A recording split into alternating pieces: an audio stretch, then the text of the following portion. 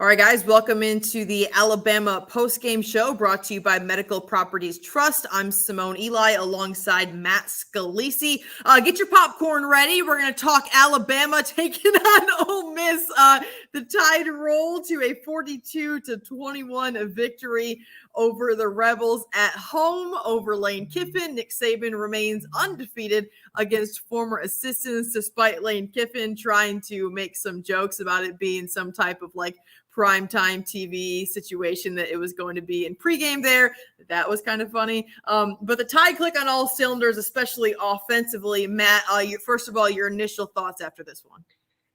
I think that Alabama came ready for a big game today, and I don't think Ole Miss was ready. I don't think it's necessarily all about their players. I really question Lane's strategy going into this game today. I think Bama fans have to be really happy about it, obviously, but yeah. I think Lane made some very strange decisions early in this game that I think kind of took his team out of it. I think he almost robbed himself and his team of a chance to compete in this game, and it was over so quick, as we know Alabama can do if you give them that opening. Yeah. That they were really playing just to try and keep it close for the whole rest of the game. That this thing, for all intents and purposes, was over in the early second quarter. And credit to Alabama. First of all, I think one of the things that surprised me the most about Alabama's performance in this game, very physical in a way that we have not seen from them so far this year on both sides of the line of scrimmage. Their defensive line got after Matt Corral. They made his day horrific. They will have he will have a hard time sleeping tonight, I think. Yes. And on the other side, Alabama's offensive line just pounded Ole Miss. They ran the ball right down Ole Miss's throat, and that is the exact game plan that you want against a team like this. You keep the ball out of their hands as much as possible. Yeah. So was it a flawless game overall? Maybe not, but the first half of football, you had to be pretty impressed with that. The defense not only shut out Ole Miss, although Lane Kiffin kind of shut out Ole Miss as well. In my opinion, if I'm playing the number one ranked team in the country and I'm in the red zone, I'm going to take the points. I understand trying to get the momentum going, but when you get stopped and you don't put anything on the board, that's a frustrating situation for those Ole Miss players going onto the sideline, still looking at that goose egg. But nonetheless, Alabama rolls. They're up 28-0 after the first half, and it seemed like it was kind of a flawless first half for Alabama, really clicking on all cylinders. Bryce Young was prolific, and Brian Robinson just dominant. And you brought up the offensive line, Matt. That's how you win in the SEC, but especially in the SEC West is when you win in the trenches and you win in the run game. And Alabama did that very, very well early on. Incredibly well. Let's pull up Brian Robinson's numbers here. I mean, 36 carries, 171 yards, 4 touchdowns in this game. I think if you had told me that stat line before this game, even knowing what a high-scoring game this was a year ago, I would have said there's no question Alabama's winning this game, because that ultimately is the way that you take Ole Miss out of their game plan. It's the way you take them out of their comfort zone, is keep the ball on the ground, take a long time to score, rest your defense, and dictate the pace of the game. And I think that was obviously the game plan for Alabama. And you still have to execute it. They did a fantastic job. I think Brian Robinson hit another gear today than we've seen him play before.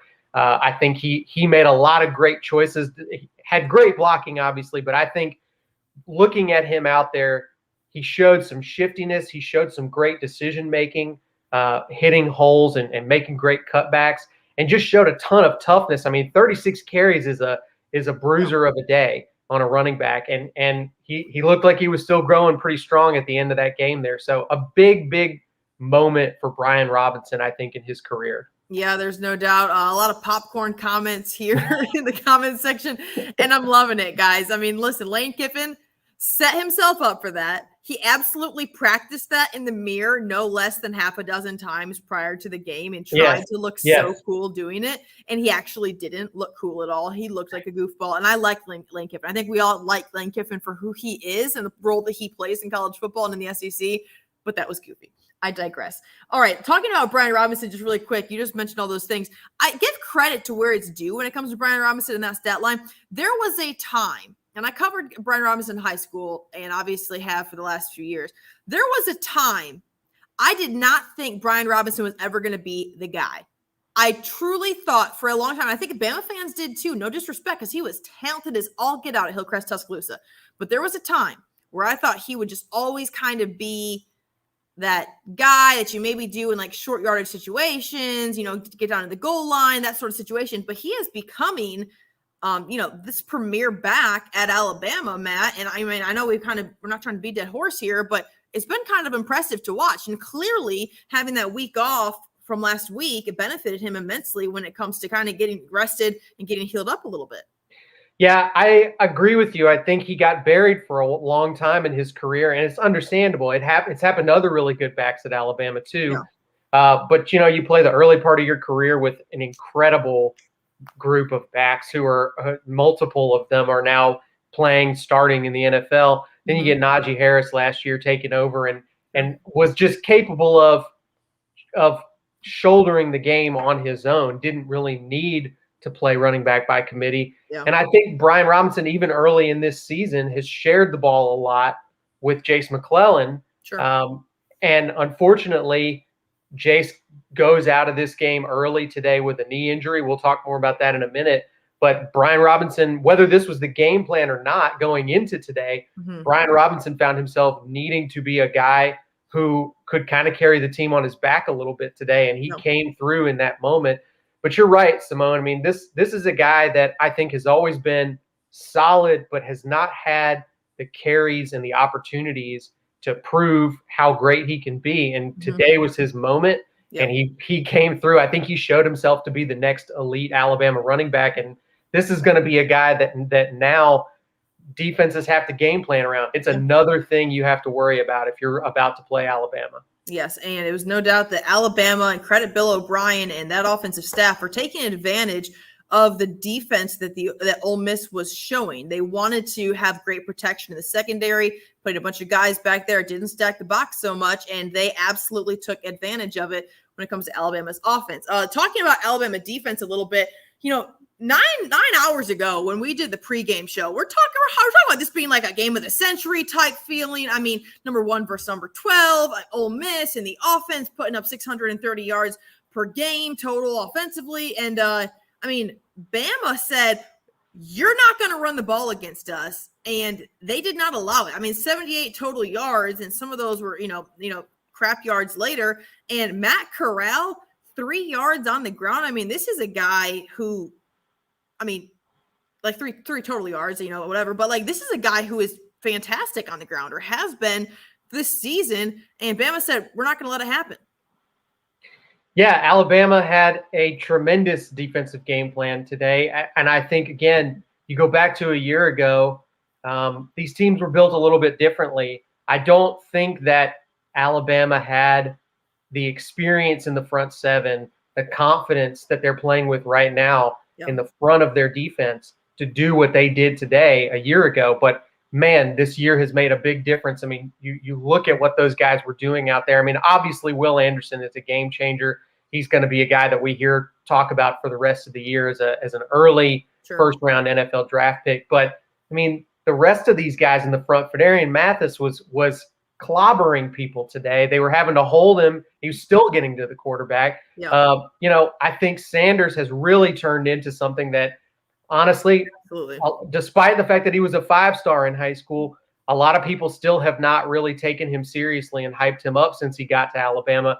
But he's shown nothing all year but excellence. I mean, I think he's one of the best pass rushers that Alabama has had in the last 10 years.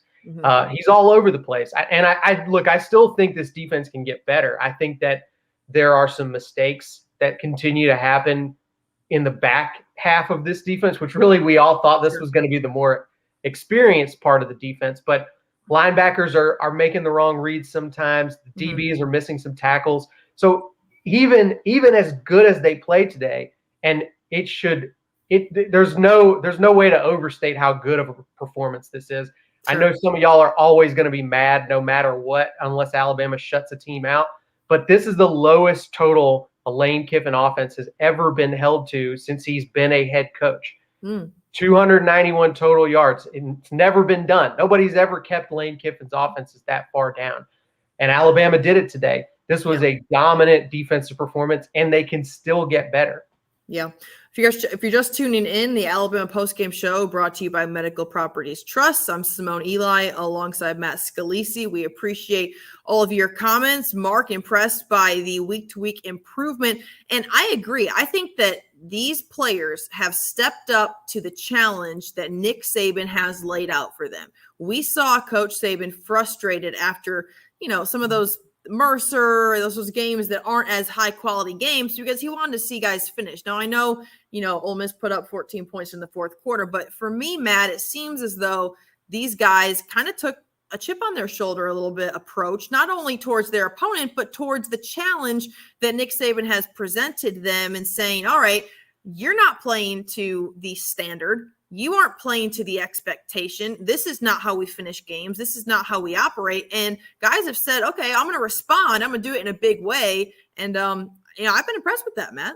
I agree. I think that they actually got put with their backs against the wall a number of times today and still came through. I mean, Lane Kiffin, for whatever reason, he came into today with the game plan of saying, We're going for it on fourth down basically every time, right? And that's really tough to play against if you're a defense.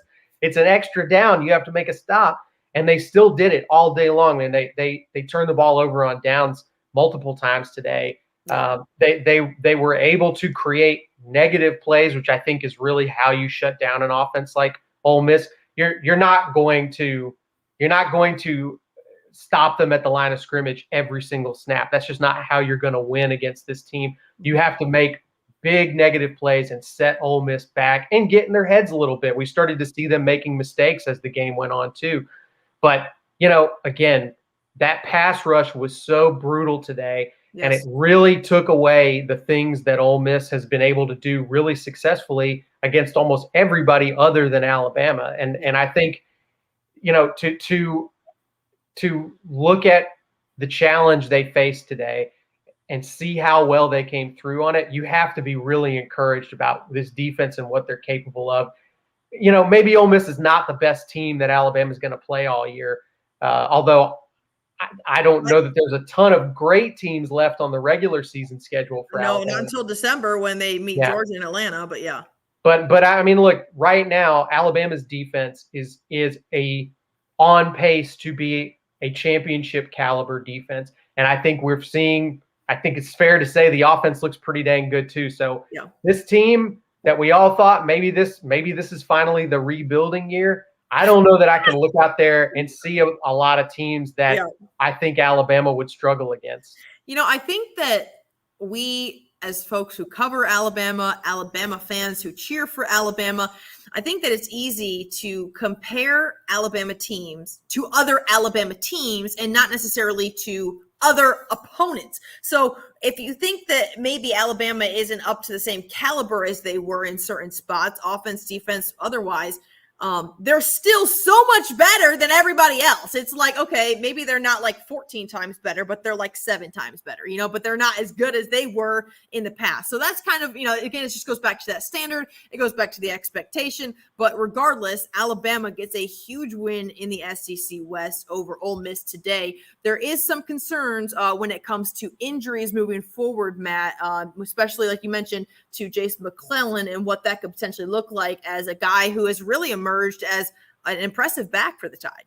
Yeah, and that's so disappointing to hear because Jason McClellan was so fun to watch so far this season. I think he was really establishing himself as, a guy that you have to give touches to every game, not just a guy who spells Brian Robinson, but a guy who you're trying to find ways to work him into the game plan. Saban, we don't know a lot specifically. I mean, I think we'll find out more this week, but Saban said it doesn't look good so far, says he will probably be out for an extended period of time.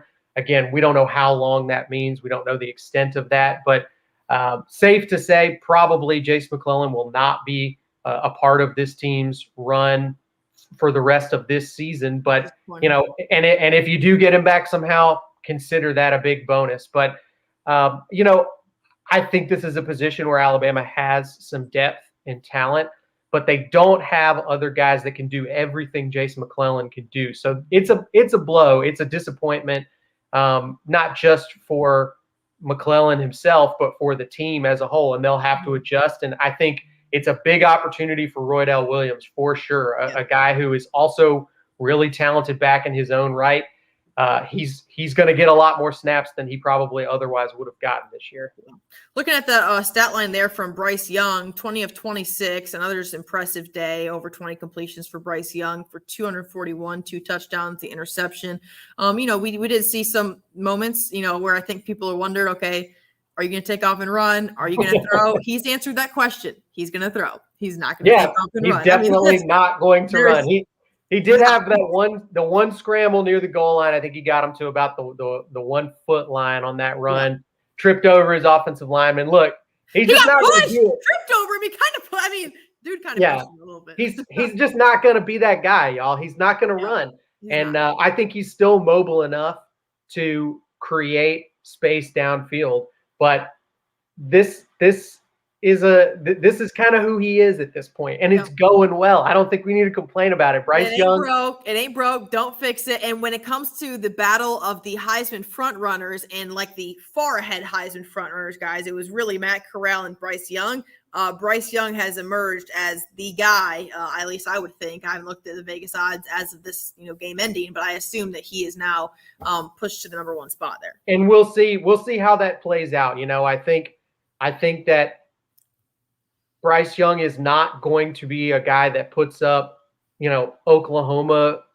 If they keep leaving him in until 5 minutes left in the fourth quarter, up 50 points, maybe he will. It doesn't hurt his numbers, yeah. Explain that to me, though, because I don't make millions of dollars. I say this every week. I don't make millions of dollars to coach college football, but sometimes I'm wondering, okay, he's scrambling around. Bama's up 30 plus, and I'm like, why? He took some hits late too, yeah. In the game?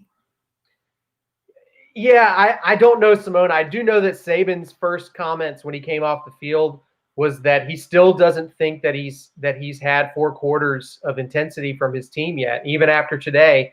And I think he really wants to see that. I think that it's something he's invested in. It's something he really wants to feel like the team establishes before he's willing to start running the backups out there. And there's no question that Alabama didn't play as well in the second half. Some of that is always going to have to do with play calling because you call the game differently when you're up 42-7 or whatever it is. Sure. But I think Alabama is in a position right now where they've got an elite quarterback. They've got an elite running back. Those are we know about the receivers already. And I think the offensive line is continuing to establish itself as an elite unit as well. Yeah. So we're getting, we're having fewer and fewer questions about this offense. There's not a lot of obvious weak points to go after anymore if you're an opponent. Yeah. Let's talk about moving forward really quick for Alabama. On the road next week at Texas A&M, a night game in front of 100,000 plus at Kyle Field. We know it's a difficult situation. This will not be the first time that the Tide have been tested on the road in the SEC, obviously getting the win against Florida. The Aggies may not be the team that everyone thought they were going to be, but still a huge opportunity for Bama to go out and perform at a high level on the road in one of the more hostile environments in the SEC. I think that regardless of what happens tonight, I don't think Texas A&M is the 15th best team in college football. They're struggling with Mississippi State right now, by the way. It's tied 10-10 late in the second quarter. This team just hasn't turned for injuries and a variety of other reasons. This Texas A&M team hasn't turned out to be what a lot of people were predicting them to be preseason. I think that Alabama should win this game. I think they will probably be favored in the neighborhood of 2+ touchdowns going into this game. But yes, Texas A&M has a lot of talent. They are talented on defense too, so it's going to continue to be a challenge for this Alabama team. But I just don't know, Simone. I keep looking down the schedule saying, what's the next big one for Alabama? Until I see something different than I'll what tell I've you. seen so far this season, I don't see any legitimate threats to Alabama until the SEC championship game. I just don't. And maybe I'm overlooking somebody and not giving somebody enough credit, but I think Alabama needs to be considered an easy favorite over the rest of their schedule right I think now. what you just said was rat poison, but I'm not going to I'm get you for it. sorry. I'm sorry. I'm just telling it like it is. Listen, Lane Kiffin don't like that rat poison or the popcorn for that matter. All right, let's take a quick look around the rest of college football really quickly. One that kind of pops out is down goes Notre Dame at home against 7th-ranked Cincinnati. A 24-13 win there for the Bearcats. And a lot of folks were joking on social media, Tide fans, talking about, oh, there goes the normal lineup for the playoffs. There goes the number 4, the easy dub for the first round of the playoffs. I don't know who it's going to be right now. I mean, I'm hesitant. It's like Bama, Georgia, and everybody else is like just way over here. I think that right now, you look at the other power conferences, and in terms of the teams that are still undefeated out there. And it's not the usual suspects out there. I mean, the ACC, we're still looking at teams like Wake Forest and Duke out there are undefeated. Boston College, in the Big Ten, we're talking about Iowa, Penn State. Talking about Penn State. I mean, and yes, these teams are if they finish the season undefeated, they all deserve their shot at the playoffs. And I think it'll be an interesting debate to see who gets in. But look, we all understand how this works. We all understand that it comes down to talent most of the time when you get into those big games where there's weeks to prepare. And these teams that I'm talking about here, they don't have the talent to compete with Alabama and Georgia. Yep. So I hate having this conversation this early in the season, but man, it's starting to look more and more like we're going to have another one of those Alabama Georgia national title games. Yeah, and Matthew, thank you for this comment. Oregon loses in overtime to Stanford. I mean, the Pac-12 continues to just cannibalize themselves out there in the West. It's painful what that looks like. I mean, and then they complain about not having a team in the playoffs. We'll get that every single year. Penn State currently leads Indiana. What just caught my eye a second ago? Okay, yeah. Kentucky leads Florida at home.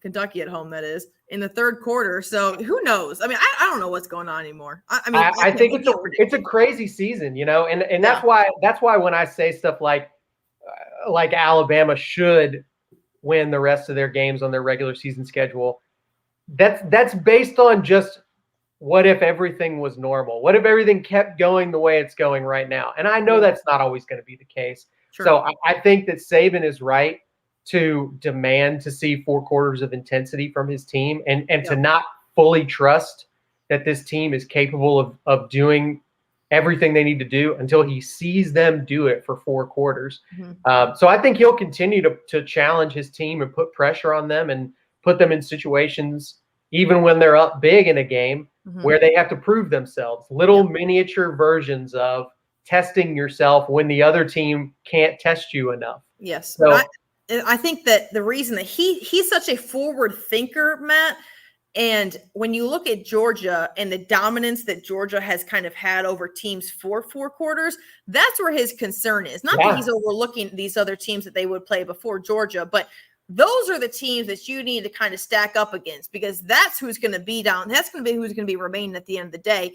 Georgia beats Arkansas 37-0, and they were clicking on all cylinders. And I watched the whole game, I'll admit, but from the parts that I see, I'm hard pressed not to say that they could be the best team in the country. They didn't let up, and I do think that's an interesting challenge for Alabama to look over and see and say, look, this is very likely going to be a team that we have to face at some point this year. Yeah. This is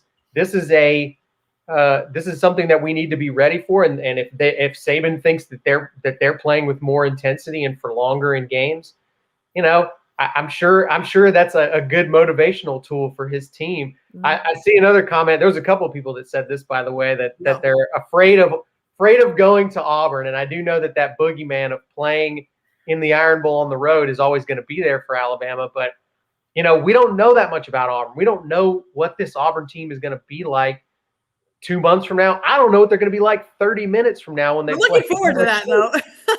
Yeah. All right, guys. Well, Bama rolls at home 42-21. The score maybe not as indicative of the dominance that the Tide had over the Rebels, but nonetheless, Bama 5-0 as expected, that they should be taking a trip to College Station, Texas next week to play Jimbo Fisher and the Aggies, who are currently losing. Tonight, Auburn at LSU. I know a lot of folks will be tuning in simply because we all love college football, so we'll all be checking that one out. Auburn hasn't won at LSU since 1999. What were you doing in 1999, Matt?